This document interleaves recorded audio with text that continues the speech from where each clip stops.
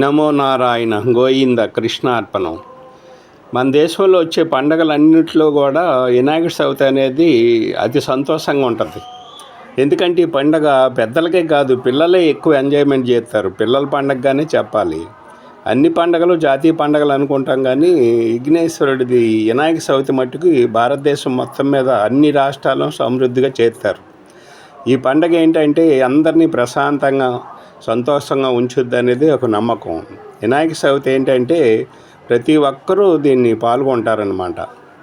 కొంతమంది తప్ప అందరూ చేసే పండగ, దేశం అంతా చేసే పండగ.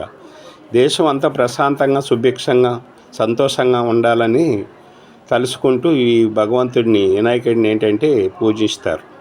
మన దేశంలో పండగల్లో ఇది వినాయక చవితి అనేది చెప్పుకోవాల్సిన పండగ. సర్వోజన సుఖినో భవంతు.